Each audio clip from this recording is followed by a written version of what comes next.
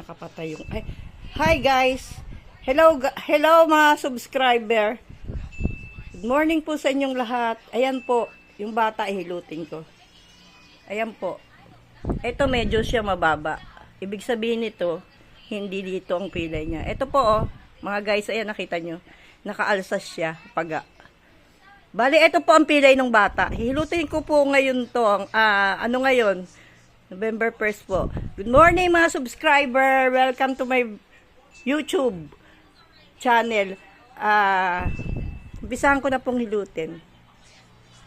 Dito ka, George. Yan.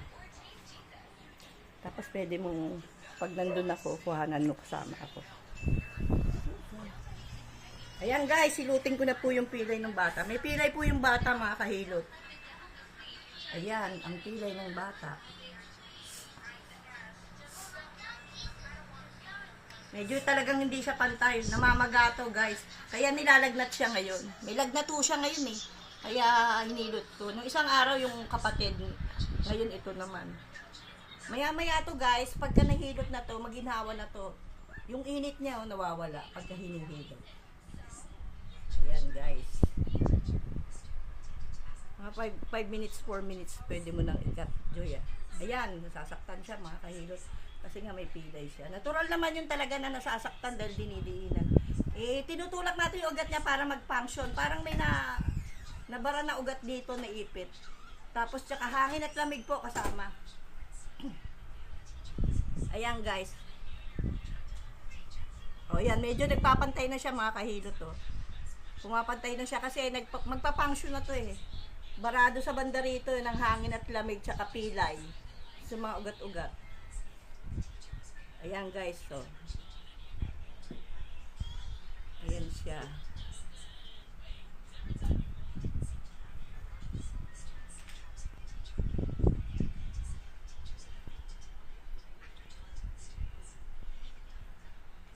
May konti pa mga kahilot. Ayan siya, oh. Okay.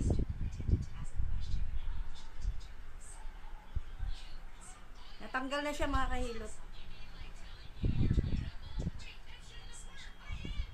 Mamaya maginawa na yan. Kaya sa gabi nagbabalisa ito eh.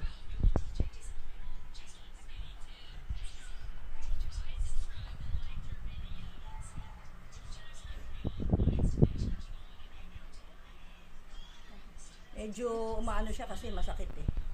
Nararamdaman niya yung pag hinahagod ko yung mga ugat niya. Pero maya-maya ito wala na to. Pagkatapos namin nahilutan, magaling na siya kaagad. Ganun yan guys.